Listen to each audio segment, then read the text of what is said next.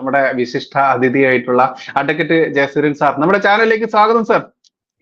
നമസ്കാരം. നമസ്കാരം സാർ. നമ്മളിപ്പോ ലോക്സഭ ഇലക്ഷൻ ഇങ്ങനെ കേരളത്തിൽ കഴിഞ്ഞു, മറ്റു സംസ്ഥാനങ്ങളിലൊക്കെ ഇങ്ങനെ നടന്നുകൊണ്ടിരിക്കുകയാണ്. അപ്പം സത്യത്തിൽ ഈ ഇലക്ഷന്റെ ഒരു വിശകലനം അതല്ലെങ്കിൽ ആ ഒരു അനാലിസിസ് നമ്മൾ നടത്തിയിട്ടില്ല എന്നുള്ളതാണ്. അപ്പൊ ആ രീതിയിൽ കൂടിയാണ് നമ്മൾ ഈ ഒരു സെഷൻ വെച്ചിട്ടുള്ളത്. അതുകൊണ്ട് തന്നെ എങ്ങനെയാണ് സാറിന്റെ മൊത്തത്തിലുള്ള ഇപ്പൊ കേരളത്തിൽ നടന്നിട്ടുള്ള ഈ ഒരു ഇലക്ഷന്റെ എല്ലാ മണ്ഡലങ്ങളിലും പോയിട്ടുള്ള അങ്ങേക്ക് കൃത്യമായിട്ടും അറിയാം എങ്ങനെയാണ് ഒരു പൾസ് എന്നുള്ളത്.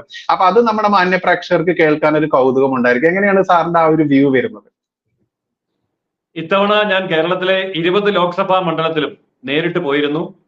ഏറ്റവും കുറഞ്ഞത് ഒരു ദിവസം മുതൽ 3 ദിവസം വരെ എല്ലാ മണ്ഡലങ്ങളിലും പ്രവർത്തനങ്ങളിൽ നേരിട്ട് പങ്കെടുക്കുകയും പൊതുജനങ്ങളോട് നേരിട്ട് സംവദിക്കുകയും ചെയ്തു. എനിക്ക് മനസ്സിലാകാൻ കഴിഞ്ഞ ഒരു കാര്യം, ഇത്തവണത്തെ ലോക്സഭാ ഇലക്ഷൻ കേരളത്തിൽ വളരെ വ്യക്തമായിട്ടുള്ള ത്രികോണ മത്സരം രൂപപ്പെടുത്തി എന്നുള്ളതാണ്. കഴിഞ്ഞ തവണ 2019 വരെ നമ്മുടെ ലോക്സഭാ ഇലക്ഷനുകൾ LDF UDF എന്നുള്ള മട്ടിലായിരുന്നു.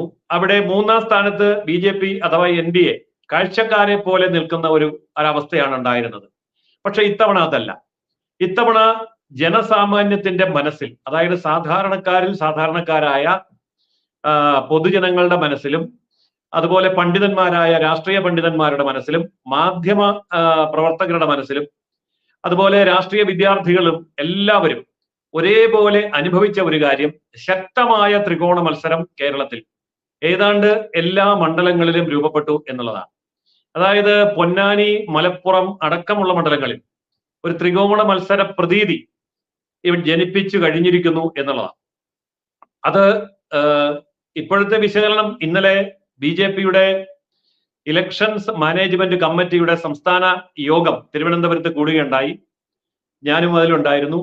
വാർത്തകൾ നമ്മൾ കണ്ടിട്ടുണ്ടാവും. എന്നാലും അതിൽ പങ്കെടുത്ത ഒരു വ്യക്തി എന്നുള്ള നിലയിൽ എനിക്ക് പറയാൻ കഴിയുന്നത്, ബൂത്തുകളിൽ നിന്ന് ശേഖരിക്കപ്പെട്ട വിവരങ്ങളുടെ അടിസ്ഥാനത്തിൽ തയ്യാറാക്കിയ റിപ്പോർട്ടിൽ ഏറ്റവും കുറഞ്ഞത് 2 ലോക്സഭാ സീറ്റുകൾ BJP വിജയിക്കും എന്ന വളരെ ഉറച്ച ആത്മവിശ്വാസത്തിലാണ് ഭാരതീയ ജനതാ പാർട്ടി അതുപോലെ ദേശീയ ജനാധിപത്യ സഖ്യം ഇന്നലെ തീരുമാനത്തിലെത്തിയത്. ഏറ്റവും കുറഞ്ഞതാണ് 2. എന്നാൽ അത് മുകളിലേക്ക് വരാനുള്ള സാധ്യത കാണുന്നുണ്ട്.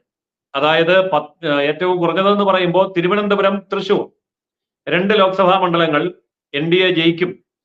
അതുപോലെ 3ാമത് പത്തനംതിട്ട, 4ാമത് ആലപ്പുഴ അടക്കം ചിലപ്പോൾ 5ഓ 6ഓ സീറ്റുകൾ വരെ ഒരു സ്വിംഗ് ഉണ്ടെങ്കിൽ, അഥവാ ഒരു തരംഗമുണ്ടെങ്കിൽ തീർച്ചയായിട്ടും ജയിക്കും.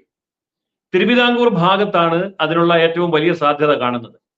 എന്നാൽ ഇതിനേക്കാൾ പ്രധാനപ്പെട്ട ഒരു കാര്യം, കോട്ടയം സീറ്റ് ഉൾപ്പെടെ ആറ്റിങ്ങൽ അല്ലെങ്കിൽ കോട്ടയം, പാലക്കാട് സീറ്റുകൾ ഉൾപ്പെടെ ഏതാണ്ടൊരു 4 മുതൽ 8 വരെ സീറ്റുകളിൽ 2ാം സ്ഥാനത്ത് വരാനുമുള്ള സാധ്യതയുണ്ട്.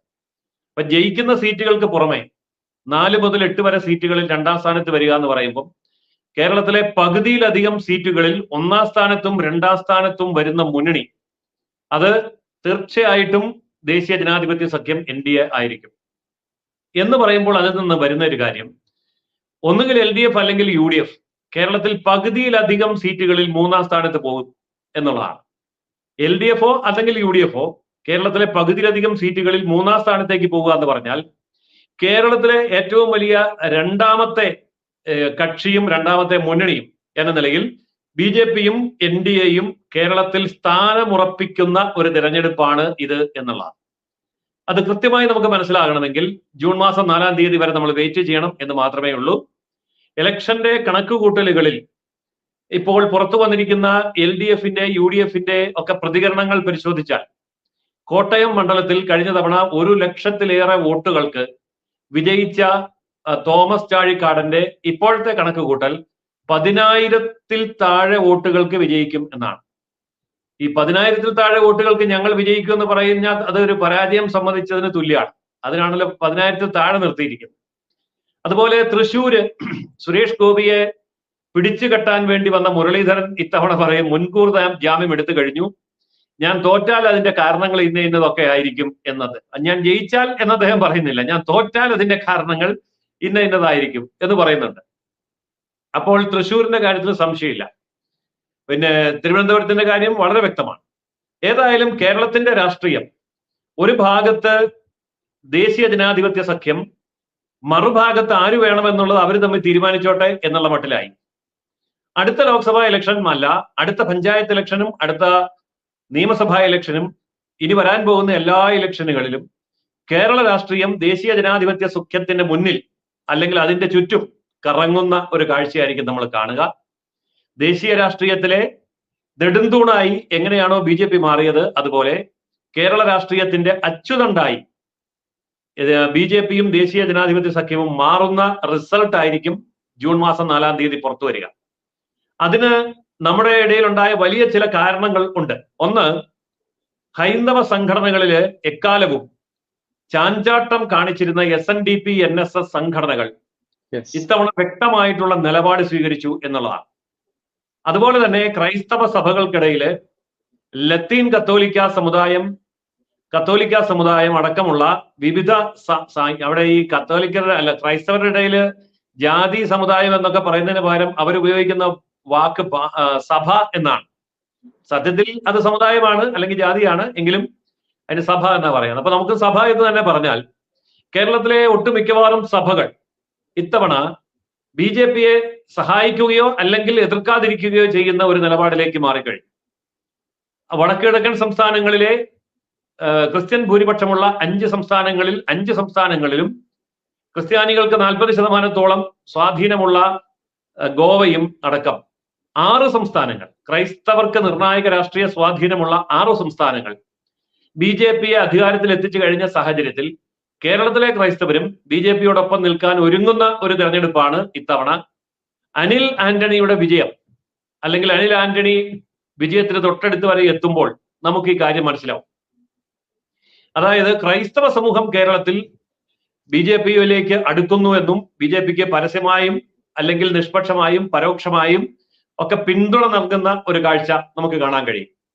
ഇതോടൊപ്പം എടുത്തു പറയേണ്ട ഒരു കാര്യം, മലപ്പുറം സ്ഥാനാർത്ഥിയായിരുന്ന നമ്മുടെ മുൻ വൈസ് ചാൻസലർ, BJPയുടെ സംസ്ഥാന വൈസ് പ്രസിഡന്റ്, അദ്ദേഹം പറഞ്ഞ ഒരു കാര്യം, അദ്ദേഹത്തെ നേരിട്ട് കണ്ട് ധാരാളം യുവതികളായിട്ടുള്ള മുസ്ലിങ്ങൾ ഇത്തവണ ഞങ്ങൾ താങ്കൾക്ക് വോട്ട് ചെയ്യും, കാരണം ഞങ്ങൾക്ക് മക്കളുണ്ട്, ഞങ്ങൾ ഭാര്യമാരാണ്, എന്റെ മക്കളുടെയും എന്റെയും ജീവിത സുരക്ഷിതത്വം ഉറപ്പുവരുത്തിയത് മോദി ഗവൺമെന്റ് ആണ്, മുത്തലാഖ് നിരോധനമാണ്, അതുകൊണ്ട് ഞങ്ങളുടെ വോട്ട്, വീട്ടിലെ വോട്ട് ഉറപ്പില്ല, പക്ഷെ ഞങ്ങളുടെ വോട്ട് ഉറപ്പാണ് എന്ന് അദ്ദേഹത്തെ നേരിട്ട് കണ്ട് സംസാരിച്ചതായിട്ട് ഡോക്ടർ അബ്ദുൾ സലാം നേരിട്ട് പറയുകയുണ്ടായി. അതായത് എഡ്യൂക്കേറ്റഡ് മുസ്ലിം BJPക്ക് അനുകൂലമായി തിരിയുന്ന ഒരു കാഴ്ച കേരളത്തില് ഈ ഇലക്ഷൻ രംഗത്ത് വളരെ വ്യക്തമായിട്ട് കണ്ടു. പരസ്യമായി BJP സ്ഥാനാർത്ഥികളെ സ്വീകരിക്കാൻ, അത് പൊന്നാനിയിലും മലപ്പുറത്തും പരസ്യമായി BJP സ്ഥാനാർത്ഥികളെ സ്വീകരിക്കാൻ തട്ടമിട്ട മുസ്ലിം സ്ത്രീകൾ, വനിതകൾ, കുട്ടികളെ എടുത്തുകൊണ്ട് രംഗത്ത് വന്നു. പൊന്നാനിയിലെ BJP സ്ഥാനാർത്ഥി എന്നോട് പറഞ്ഞത്, കയ്യിലിരിക്കുന്ന കുട്ടിയുടെ തലയിൽ BJPയുടെ തൊപ്പി വാങ്ങിച്ചു വെച്ചു കൊടുത്ത് ഫോട്ടോ എടുപ്പിച്ച അനുഭവം ഉണ്ടായി എന്നാണ്. എന്ന് പറയുമ്പോൾ ഇസ്ലാമിക സമൂഹത്തിലെ സ്ത്രീകളുടെ ഇടയിൽ ഉണ്ടായ മാറ്റം എത്ര ശക്തമാണ് എന്ന് വ്യക്തമാണ്.